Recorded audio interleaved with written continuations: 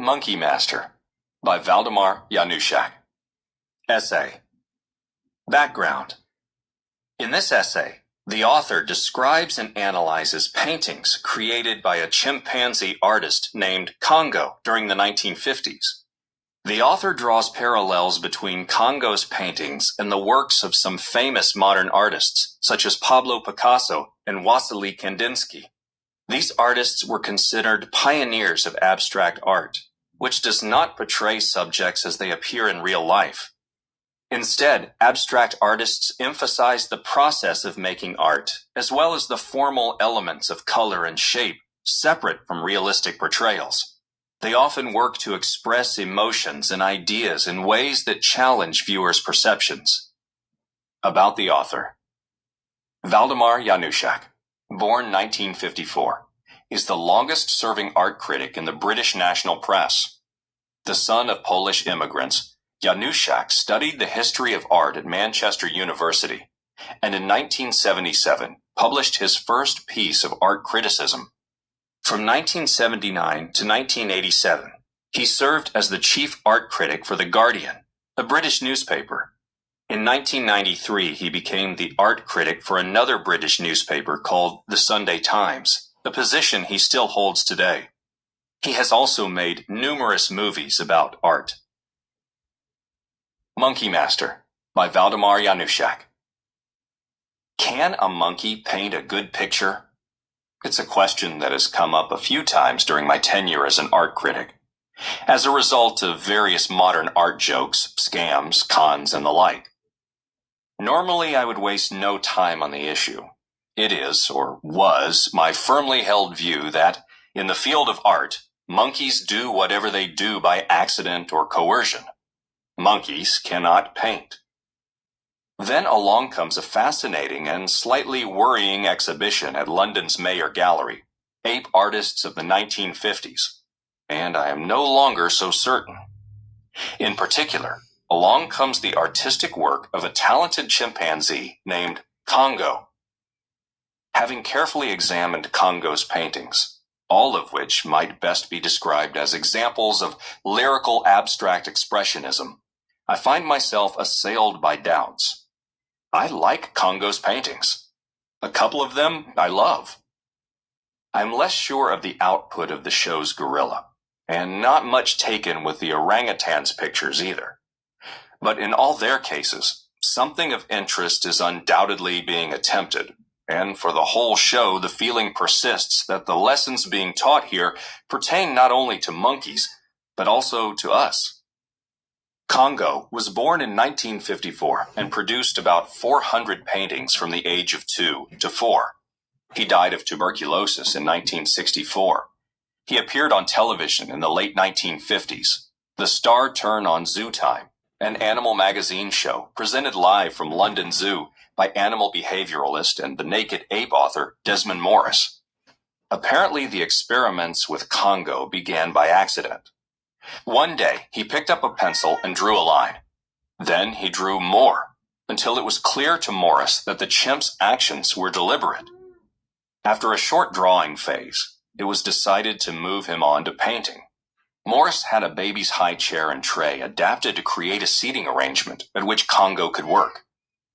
There are photographs of Congo in action, in which particular attention is drawn to the grip with which he held the brush.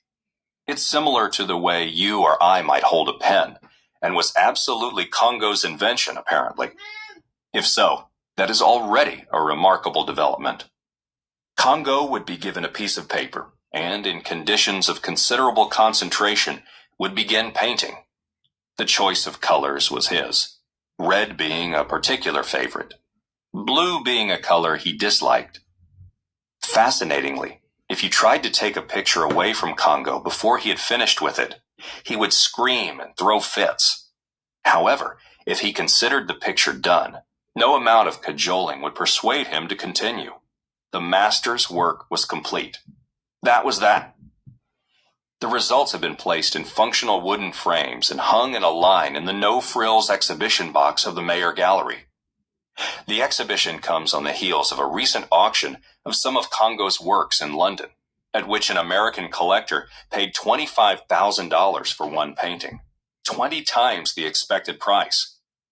But not even the Mayer Gallery's charmless presentation can dim the disquieting beauty of Congo's best pictures. They shine off the walls like stained glass. There's a cracker called Composition on White Card, painted on August 17, 1958, which is dramatically, even shockingly, sparse. An audacious pink splotch at the center plays a delicate game of tag across the paper with a couple of different blues. That's it. And it really works. For Congo to have finished this picture as he finished it, for a monkey to be this minimal, is deeply disconcerting. Composition on Buff Paper, painted on October 31st, 1957, is perhaps Congo's masterpiece. Built compositionally around a central expanse of Congo's beloved crimson, it features an array of blacks and pale greens soaring around the red like vultures around a mountain. The mood is pure Kandinsky, the achievement profound. Not all of Congo's paintings get it as right. His range of painting gestures is narrow. The brush has a tendency to go round and round. He is as guilty as any monkey might be of overdoing things, and most of the paintings lack the specific character of the ones I have described. But the display never stops being remarkable. What is really spooky is the care Congo always brings to working within the paper. Only rarely does the brush stray over the edge, and he clearly understands the notion of balance, too. If a pink has a blue on one side of it and needs another blue on the other side, he will add one. The absence of muddiness, of colors mixed to sludge through mindless scrubbing is also spectacular. When it comes to pigments, Congo is a purist. So much so that there is some small room for doubt about the role played by Morris. It seems that although the paintings were made for zoo time, Congo was not often filmed painting them because the studio activity put him off. Morris's experiments were mostly conducted off camera, which is a shame.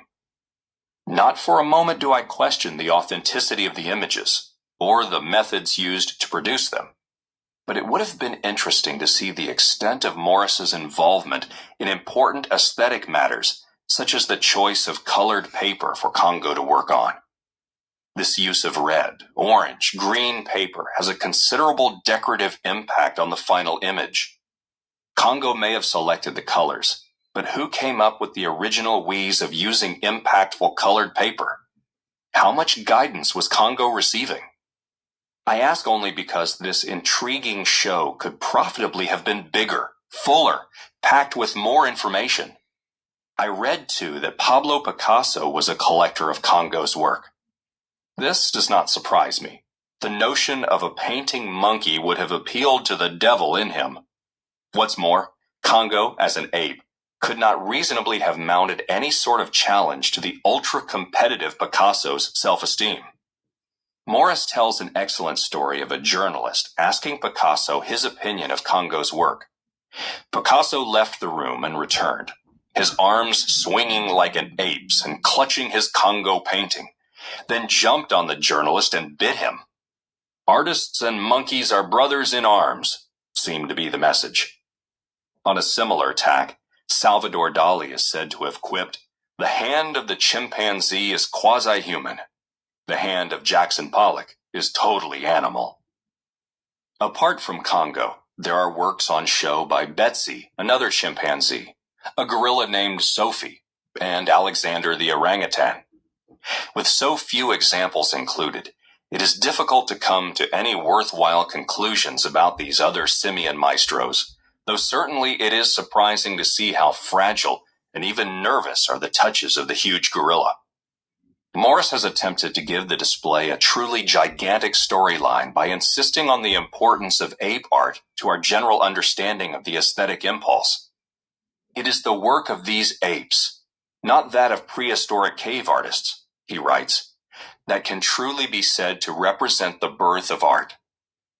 If that were so, then this would count as one of the most important exhibitions anyone has put on.